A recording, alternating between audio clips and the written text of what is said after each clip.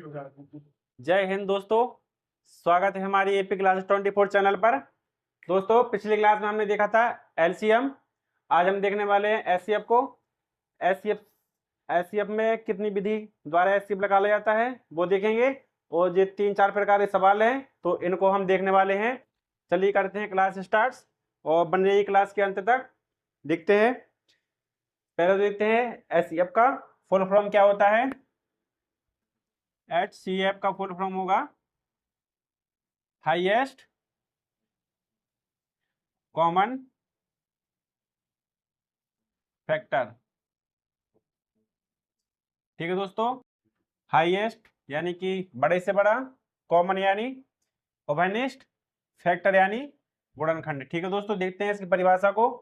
दो या दो से अधिक संख्याओं का एचसीएफ, दो या दो से अधिक संख्याओं का एचसीएफ वह बड़ी से बड़ी संख्या है जो दी गई संख्याओं को पूरा पूरा विभाजित कर दे। ठीक है दोस्तों, देखते हैं एक एग्जाम्पल के रूप में, जैसे 12, 24, 18 इस प्रकार से कोई हमारे पास संख्याएं दी गई 3, तो इनका एचसीएफ निकालने के लिए क्या करेंगे, इसका एचसीएफ होगा 6।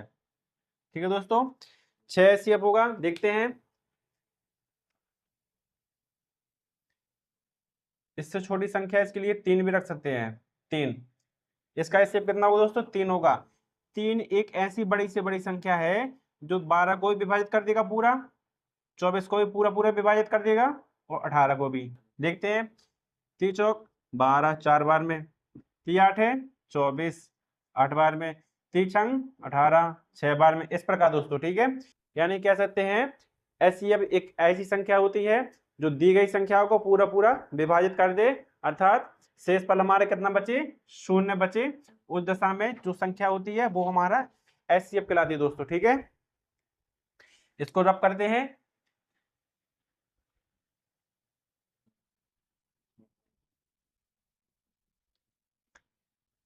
दोस्तों, इसके लिए हम पहली विधि देखेंगे, अभाज्य गुणनखंड विधि। ठीक है दोस्तों, अभाज्य गुणनखंड विधि, prime factorization method, prime factorization method, prime factorization method, PFM, prime factorization method. ठीक है दोस्तों, इसके लिए हम कोई एक एग्जांपल लेते हैं, जैसे 24, 36, 42 इस प्रकार से कोई संख्या है, इस काम को निकालना है एचसीएफ। देखते हैं किस प्रकार निकलेगा, प्राइम फैक्टराइजेशन मेथड के अनुसार। देखते हैं, प्राइम फैक्टराइजेशन मेथड में सबसे पहले इन संख्याओं के अभाज्य गुणनखंड निकालेंगे। इस प्रकार से देखते हैं, 24 के, 36 के, 42 के, इस प्रकार से। ठीक है दोस्तों, देखते हैं, 2 से इसको विभाजित करेंगे 12 बार में, 2 से फिर करेंगे 6 बार में, 2 से फिर करेंगे 3 बार में, 3 से करेंगे 1 बार में, इधर 2 से इसको करेंगे 18 बार में, 2 से करेंगे 9 बार में, 3 से करेंगे 3, 3 एकम 3, इस प्रकार से। इधर 2 से करेंगे 21 बार, 3 से करेंगे 7 बार में, 3 से करेंगे 7 से करेंगे 1 बार में, इस प्रकार दोस्तों। ठीक है, अब लिख लेते हैं इसके अभाज्य गुणनखंड, 24 के, 36 के, 42 के। ठीक है दोस्तों, लिखते हैं, 24 के लिए 2 मल्टीप्लाई 2 मल्टीप्लाई 2 मल्टीप्लाई कितने बार, 3 बार, 1 बार 3, इस प्रकार से। ठीक है दोस्तों, 36 के लिखेंगे 2 मल्टीप्लाई 2 मल्टीप्लाई 3 मल्टीप्लाई 3, इस प्रकार। ठीक है दोस्तों, इसका लिखेंगे 42 का 2 मल्टीप्लाई 3 मल्टीप्लाई 7, इस प्रकार से। ठीक है दोस्तों, इस प्रकार लगा लेते हैं संख्याओं के अभाज्य गुणनखंड। ठीक है, अब इसमें हमको क्या देखना पड़ता है सीएफ के लिए, highest common factor, highest common factor यानी कि इसमें देखेंगे जो कॉमन है, कॉमन यानी ओवरनेस्ट, तीनों में जो ओवरनेस्ट मिले उसका गुणनखंड यहाँ पर निकालेंगे। ठीक है दोस्तों, तो देखते हैं, पहली संख्या हमारे पास 2, पहली संख्या कितनी है, 2 है। 2 हमारे पास यहाँ पर भी है, 2 यहाँ पर भी है और 2 यहाँ पर भी, अर्थात 2 हमारा तीनों से कॉमन आ रहा है, यानी कि 2 हमारा एचसीएफ में आएगा, मल्टीप्लाई बाई। अब देखते हैं, 2 इधर है, 2 इधर, 2 इसमें नहीं है, 2 कैंसिल हो जाएगा। ठीक है दोस्तों, 2 फिर से 2 आ गया, 2 फिर नहीं मिलेगा तीनों में, 3 देखते हैं, 3 इसमें भी है, इसमें भी है और इसमें भी है, अर्थात दोस्तों 3 तीनों में कॉमन है, 3 को रख लेंगे 3। ठीक है दोस्तों, अर्थात तीनों में हमारा 2 कॉमन मिला और तीनों में हमारा 3 कॉमन मिला एक बार। ठीक है दोस्तों, तो यानी कि 3 और 2 का गुणनफल ही एचसीएफ कहलाएगा, 3 दूनी 6। यानी कि इन संख्याओं का एचसीएफ कितना होने वाला है? 6। 6 क्या होगा? एचसीएफ होगा। ठीक है दोस्तों, इसको रब करते हैं।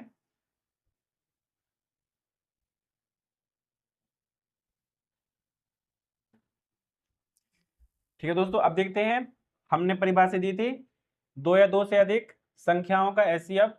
2 या 2 से अधिक संख्याओं का एचसीएफ जो दी गई संख्याओं का पूरा पूरा विभाजित करते, अर्थात 6। 6 एक ऐसी संख्या है जो इसको भी विभाजित करेगी, इसको भी विभाजित करेगा, इसको भी। शेषफल शून्य बचेगा। देखते हैं, 6 चौको 24, 4 बार में शून्य बचेगा शेषफल। ठीक है दोस्तों, और 6 6 36, 6 बार में जाएगा, शेषफल बचेगा शून्य। ठीक है दोस्तों, अगला 6 7 42, 7 बार में जाएगा, शेषफल बचेगा शून्य। इस प्रकार की संख्या को क्या कहते हैं दोस्तों? एचसीएफ कहते हैं। आशा करता हूं आपको तरीका समझ में आया होगा। ठीक है दोस्तों, इसके बाद देखते हैं इसका अगली method.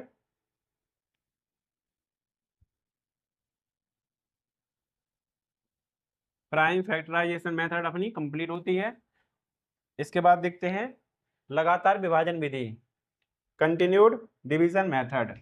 Continued division method, continued division method, लगातार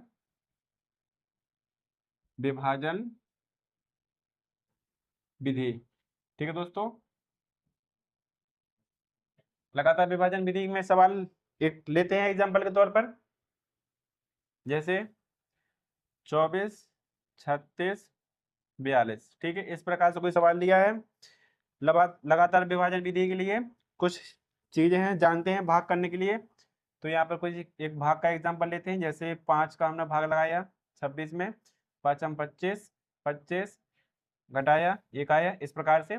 तो इनमें देखते हैं किसमें क्या किन मतलब जो कैरेक्टर होते हैं, जैसे 5 5 1, इन सभी को क्या बोला जाता है, देखते हैं। इसको बोला जाता है भाजक। क्या बोला जाता है? भाजक। इसको बोला जाता है भाज्य। ठीक है दोस्तों, इसको बोला जाता है शेषफल। शेषफल। इसको बोला जाता है भागफल। इसको बोला जाता है दोस्तों भागफल। ठीक है दोस्तों, इन सभी का लगातार विभाजन विधि में उपयोग करेंगे। चलिए देखते हैं। ठीक है दोस्तों, यहाँ पर एक इसी सवाल को सॉल्व करते हैं। लगातार विभाजन विधि के लिए क्या करते हैं?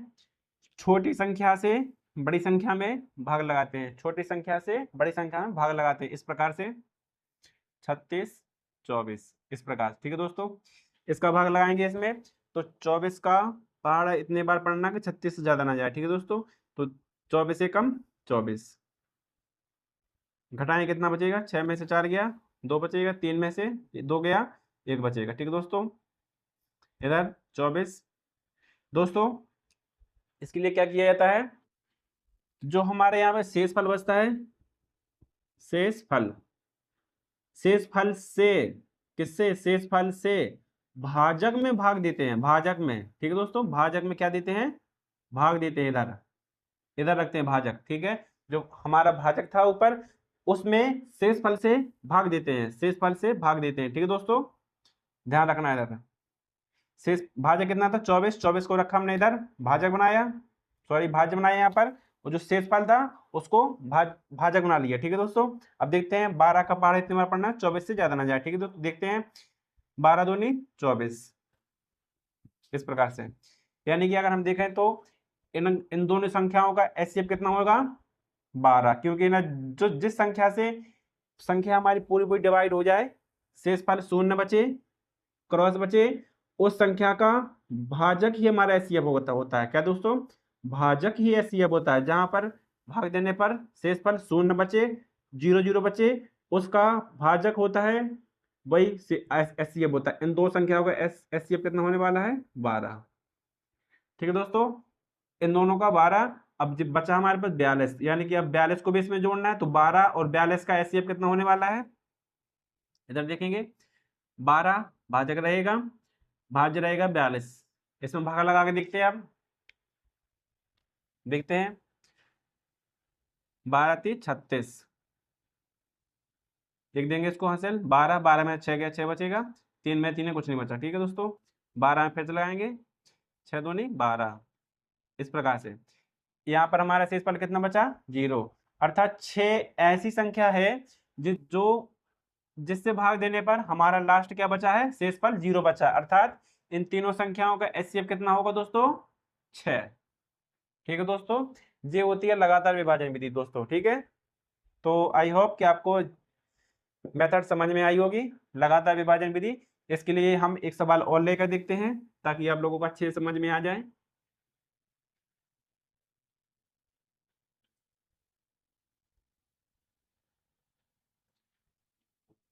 देखते हैं अगला सवाल, 35 75 105, इस प्रकार से। ठीक है दोस्तों, देखते हैं दोस्तों, लगातार विभाजन विधि के लिए सबसे पहले दो संख्या लेते हैं, एक छोटी संख्या एक बड़ी संख्या। ठीक है दोस्तों, दो संख्याओं का एचसीएफ लगा लेंगे, जो एचसीएफ आएगा फिर उसको लेंगे और अगली संख्या लेंगे। ठीक है दोस्तों, इन दो का जो एचसीएफ आएगा उसको लेंगे और अगली संख्या लेंगे। ठीक है दोस्तों, इस प्रकार तीन संख्याओं का एचसीएफ लगा लेता है। यदि संख्या 4 हो जाती है तो पहले दो संख्याओं को लगा लेंगे, फिर जिस दो संख्या जितना आएगा फिर उसको उसमें अगली संख्या ऐड करेंगे, फिर जितना आएगा उसका फिर उसमें अगली संख्या होगी तो उसमें वो फिर ऐड करेंगे। ठीक है दोस्तों, ऐसे ही चलता जाएगा लगातार विभाजन विधि में। ठीक है दोस्तों, देखते हैं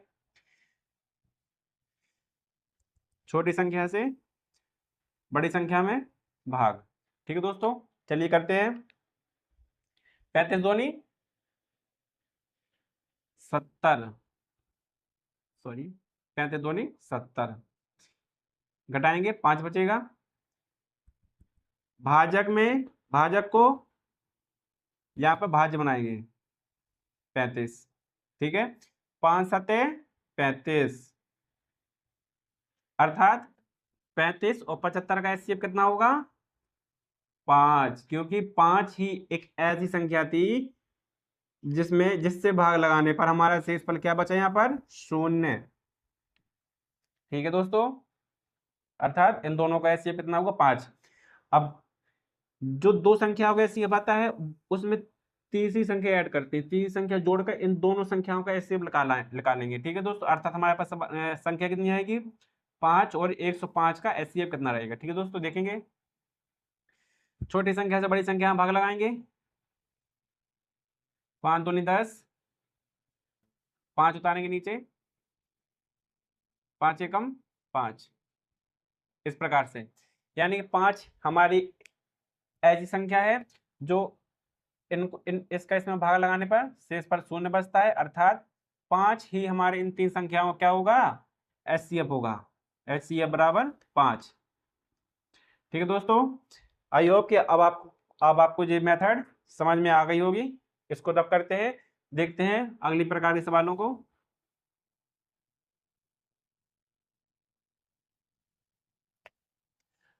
अगला टाइप है हमारा डेसिमल संख्याओं का एचसीएफ। डेसिमल संख्याओं का एचसीएफ देखते हैं।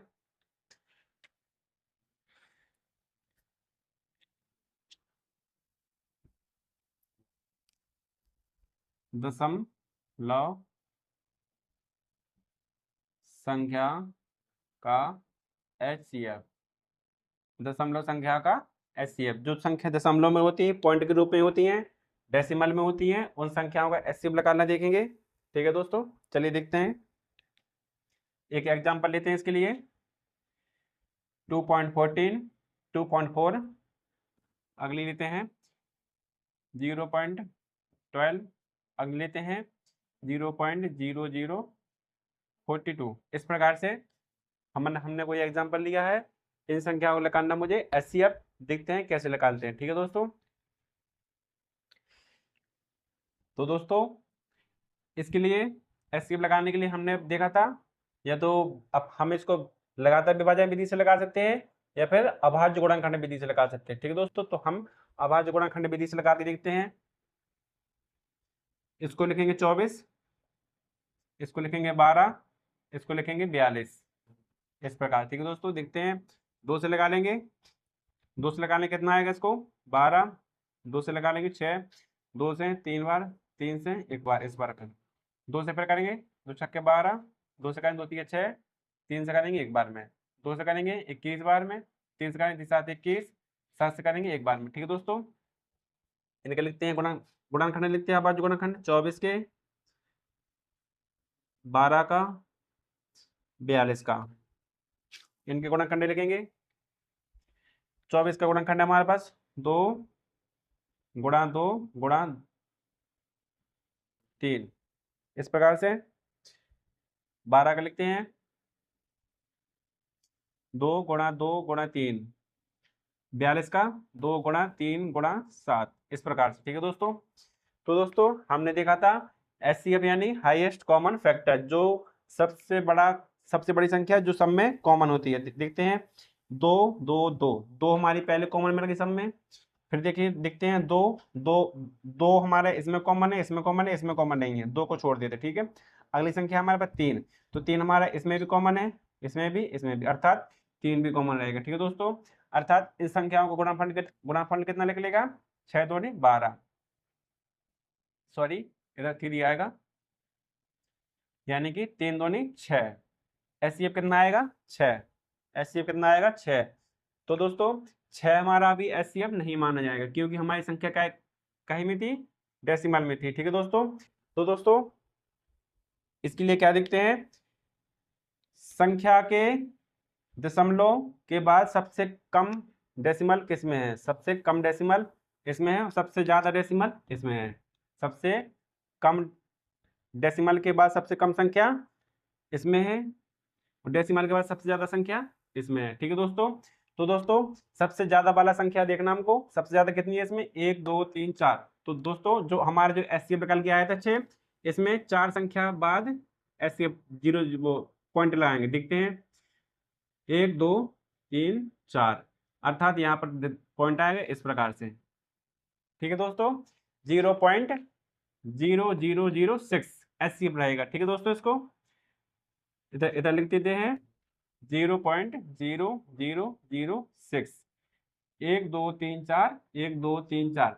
जिस पॉइंट के बाद सबसे ज्यादा संख्या जिसमें दी जाती है आंसर में, उतनी संख्या बाद पॉइंट लगाते हैं 1 2 3 4। ठीक है दोस्तों, यहाँ पर पॉइंट आएगा। ठीक है दोस्तों इसमें, तो दोस्तों आई होप कि आपको दशमलव वाली संख्याओं का एचसीएफ निकालना समझ में आया होगा। इसको रब करते हैं, देखते हैं अगला सवाल। अब हम देखने वाले हैं दशमलव संख्याओं का एचसीएफ पढ़ चुके हैं, अब देखते हैं भिन्नों का एचसीएफ, भिन्नों का एचसीएफ देखते हैं।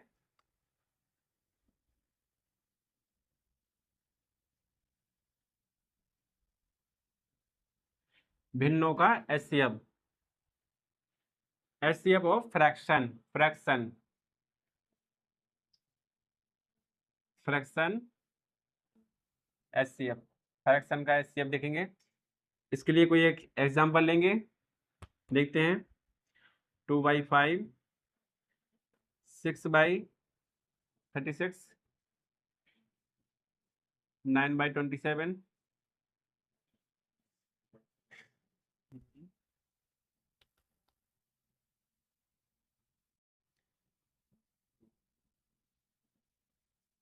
इस प्रकार से कोई एक सवाल है हमारे पास। तो इसका हमको लगाना है एचसीएफ, तो किस प्रकार लगाते हैं देखते हैं दोस्तों। एचसीएफ भिन्नों का एचसीएफ लगाने के लिए एक फॉर्मूला होता है, देख लीजिएगा। ठीक है, इसको बोला जाता है अंश, इसको बोला जाता है हर, इंग्लिश में इसको न्यूमरेटर, हर को डिनोमिनेटर बोला जाता है दोस्तों। ठीक है, देखते हैं इसका फॉर्मूला क्या होगा। तो फॉर्मूला क्या होगा कि अंश वालों का एचसीएफ, अंश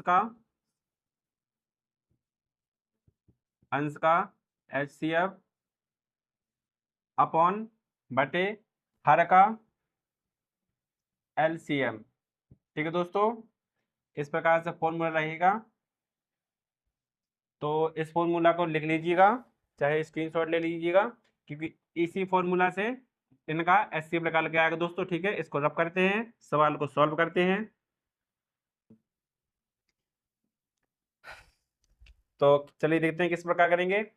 तो अंश वालों का एचसीएफ निकालना है, यानी कि एचसीएफ कितने का निकालना है, 2 का, 6 का, 12 का, 15 का, इनका एचसीएफ निकालेंगे। तो एचसीएफ हमें इसमें लगातार विभाजन विधि द्वारा निकाल के देखते हैं। छोटी संख्या से बड़ी संख्या में भाग लगाएंगे, 2 का 6 में, 2 तिया 6, 2 तिया 6 पूरा कट जाएगा, अर्थात 2 बचेगा। इन दोनों का एचसीएफ कितना है, 2, 2 से लगाएंगे 12 में भाग, 2 छक्के 12 पूरा कट जाएगा, अर्थात इन तीनों संख्याओं का एचसीएफ कितना आएगा, 2 आएगा। अब देखते हैं 2 का और 15 का एचसीएफ, 2 का और 15 का एचसीएफ, 2 छक्के 14, 1 बचेगा, 2 से भाग लगाएं, 1 से भाग लगाएं 2 में, 1 2 नहीं 2, अर्थात 1, यानी कि इन संख्याओं का एचसीएफ कितना लिख लेगा दोस्तों, 1। ठीक है दोस्तों, यानी कि 2, 6, 12, 15 का एचसीएफ 1। ठीक है दोस्तों, इसको रब करते हैं। अब नीचे वाले संख्याओं का एलसीएम लगा लेंगे, देखते हैं 5, 36, 27, 25 इस प्रकार से संख्या दी गई है, इनका एलसीएम लगाना है, देखें किस प्रकार लिख लेगा।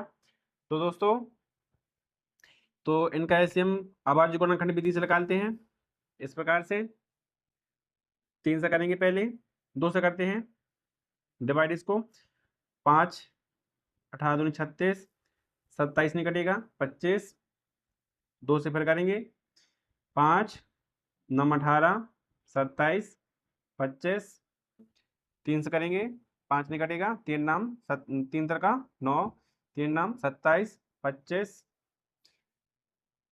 3 से फिर करेंगे 3 निकम 3, 3 तर का 9 25, इस प्रकार से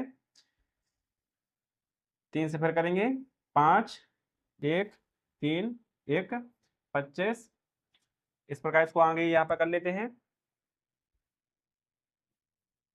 5 1 1 25, इसको 5 से डिवाइड करते हैं, 5 का 5 1 1 5 हम 25, 5 से फिर करते हैं 1 1 1 5 का 5, अर्थात इतना। ठीक है, इसको इसका गुणनफल निकालते हैं, 2 multiply 2 3 multiply 3 multiply 3 multiply 5 multiply 5, इस प्रकार। तो इस संख्या अभी इन सभी संख्याओं का गुणनफल क्या कहलाएगा, एलसीएम। देखते हैं 2 2 4, 4 3 12, 12 36, 36 तिया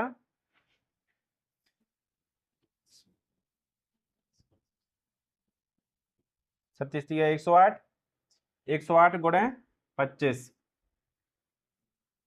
108 गुणा 25।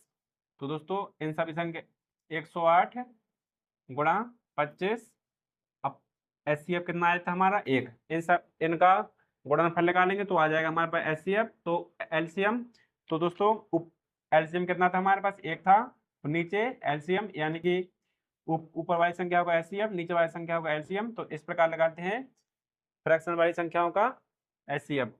ठीक है दोस्तों, इसको रब करते हैं। दोस्तों देखते हैं अगले टाइप के सवाल, घातों वाली संख्याओं का एचसीएफ, घातों वाली संख्याओं का एचसीएफ, इसको रब करते हैं। घातों वाली संख्या, ठीक है दोस्तों, घातों वाली संख्याओं का एचसीएफ, इसके लिए एक एग्जांपल लेते हैं, जैसे 2 की घात 5 7, 2 की घात 9, इस प्रकार कोई हमारे पास सवाल दिया गया, तो देखेंगे इसका सही आंसर क्या होने वाला है। तो दोस्तों इसमें हम देखते हैं कि ना ऐसी संख्या जो तीनों में क्या होती है, कॉमन होती है, जो तीनों में क्या होती है, कॉमन होती है। तो दोस्तों इसमें 2 हमारी कितने बार लिखा है, 9 बार लिखा है, 2 कितने बार है इसमें, 9 बार है, 2 इसमें कितने बार है, 7 बार है, 2 इसमें कितने बार है, 5 बार है। तो दोस्तों क्या 9 बार 2 हमें इन सब में मिलेगा, जो 9 हमारा 2 हमारा 9 बार लिखा है इधर, 2 बार 9 बार, ऐसे करके 2 हमारे कितना 9 बार लिखा है, क्या 9 बार इसमें मिलेगा मुझे? नहीं मिलेगा। क्या इसमें 7 बार 2 लिखा है, कितने लिखा? 7 बार क्या लिखा? 2 लिखा। क्या 7 बार 2 हमको इसमें मिलेगा? नहीं मिलेगा। इसमें मिल जाएगा लेकिन इसमें नहीं मिलेगा। तो दोस्तों हमारी कंडीशन ये होती है, ऐसी संख्या जो तीनों में कॉमन मिले वही हमारी एचसीएफ होती है। जैसे 5, 2 बार 5 हमारे इसमें लिखा है, 2 बार 5, 2 हमारे कितने बार लिखा? 5 बार लिखा है इधर, 2 हमारा 5 बार लिखा, तो 2 5 बार इधर ही मिलेगा, इधर ही मिलेगा, यानी कि ना 2 की घात 5 हमारे क्या होगा? एचसीएफ होगा। ठीक है दोस्तों, 2 की घात 5 क्या होगा? एचसीएफ होगा। दोस्तों अगर हमारे बेस समान है, बेस और घात अलग अलग है, तो इसमें जिसकी सबसे छोटी घात होगी, जिसकी सबसे छोटी घात होगी वही हमारा एचसीएफ होगा। बेस समान होने पर घात अलग अलग है तो सबसे छोटी वाली घात हमारा एचसीएफ कहलाएगी। ठीक है दोस्तों, इस प्रकार करेंगे इन सवालों को। इसको रब करते हैं। एक और सवाल लेकर देखते हैं। जैसे 2 की घात 3 -3, 5 की घात -3, सॉरी 2 की घात -3 नहीं, 2 की घात -4, 2 की घात -10, इस प्रकार से। ठीक है दोस्तों, तो दोस्तों हमारे पास बेस समान है लेकिन पावर में माइनस दिया गया, पावर में क्या दिया गया? माइनस। तो दोस्तों हमने आपको बोला था जिस संख्या की सबसे छोटी घात होती है वही उसका एचसीएफ होगा। जिस संख्या की सबसे छोटी घात होती है वही उसका एचसीएफ होगा। तो देखते हैं इसमें से 3 बड़ा है, 4 बड़ा है कि 10 बड़ा है माइनस का। तो 2 की घात -10 सबसे छोटा होगा। ठीक है, किससे? इससे भी छोटा है। 2 की घात 10 छोटा है -2 की पावर -3 से, इस प्रकार। ठीक है दोस्तों, ये बड़ा होगा, ये छोटा होगा। अर्थात दोस्तों माइनस वाली संख्या जितनी बड़ी होती है उतनी ही छोटी होती है, जितनी बड़ी होती है उतनी ही छोटी होती है, और जितनी ही छोटी होगी उतनी ही बड़ी कहलाती है दोस्तों। ठीक है, अर्थात 2 की पावर 10 हमारा सही एचसीएफ होगा इन संख्याओं का। ठीक है दोस्तों, इसको रब करते हैं, देखते हैं अगले प्रकार के सवालों को। दोस्तों अब हम पढ़ने वाले एक फॉर्मूला। इस फॉर्मूला से क्लास 10th के काफी सवाल सॉल्व होंगे। ठीक है दोस्तों, क्लास 10th के काफी सवाल सॉल्व होंगे, इसलिए इस फॉर्मूला को अच्छी तरीके से पढ़ लीजिएगा। इसके हम काफी सारे क्वेश्चन भी करवाएंगे। तो देखते हैं इस फॉर्मूला को, क्या होता है ये फॉर्मूला। इसके लिए सूत्र, पहली संख्या हिंदी में लिखते हैं, पहली संख्या गुणा दूसरी संख्या बराबर एलसीएम गुणा एचसीएफ। ठीक है दोस्तों, इस प्रकार से हमारा कुछ सूत्र रहेगा। पहली संख्या गुणा दूसरी संख्या बराबर एलसीएम गुणा एचसीएफ। इस प्रकार से इस वाले सूत्र दोस्तों याद कर लीजिएगा, क्योंकि इस वाले सूत्र से क्लास 10th में जो सवाल दिए जाते हैं एलसीएम एचसीएफ के, तो इस सूत्र से वो वाले सवाल सॉल्व किए जाएंगे। ठीक है दोस्तों, देखते हैं इसके लिए हम कोई एग्जाम्पल लेके देखते हैं। जैसे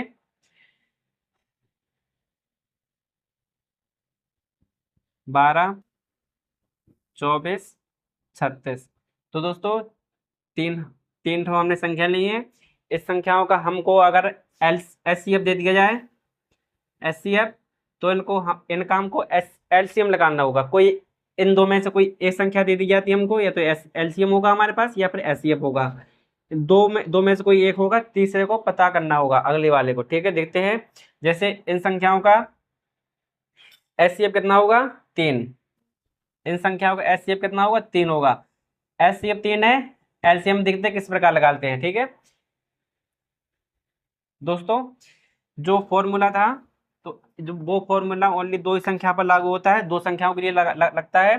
पहली संख्या गुणा दूसरी संख्या बराबर एलसीएम गुणा एचसीएफ होता है, इस प्रकार से। तो इसमें 2 ही संख्या हम लेते हैं एग्जाम्पल के तौर पे। इन दोनों संख्याओं का एचसीएफ कितना होगा? 3 होगा। तो एलसीएम कितना होगा देखते हैं। पहली संख्या 12 गुणा दूसरी संख्या 24 बराबर एलसीएम गुणा एचसीएफ। तो एलसीएम हमारे पास है नहीं है, तो एलसीएम हम रख देंगे, और एचसीएफ हमारे पास 3 दिया गया इधर। इस प्रकार से इसको सॉल्व करते हैं। 3 को जब कोई संख्या किसी अचर पद के गुणा में दी जाती है तो वह संख्या इसके सामने वाले के नीचे आती है। इस प्रकार से एलसीएम बराबर 12 गुणा 24 बटे 3, इस प्रकार से। ठीक है दोस्तों, इसको फिर इससे डिवाइड करते हैं। 3 एकम 3, 3 चौके 12, इसका इसमें गुणा करेंगे। 4 चौके 16, हासिल 1, 4 दूनी 8 और 1 9, 96 क्या रहेगा दोस्तों इसका एलसीएम। ठीक है, तो इस प्रकार दोस्तों निकालते हैं इस वाले फॉर्मूला से संख्याओं का एलसीएम और एचसीएफ। इस प्रकार के सवाल क्लास 10th में दिए गए हैं जो हम आगे पढ़ने वाले हैं। ठीक है दोस्तों, इसको रब करते हैं।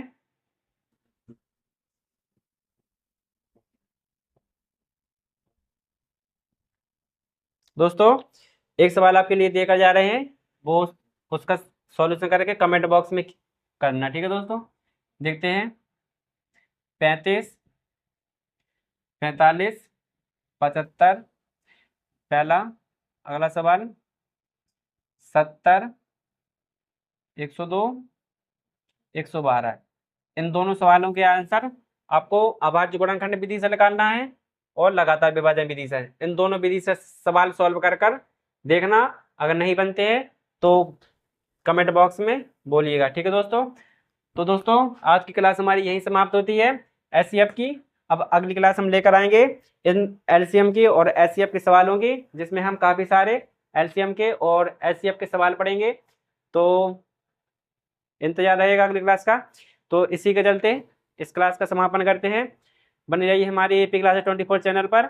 चैनल को लाइक एंड सब्सक्राइब करें। धन्यवाद।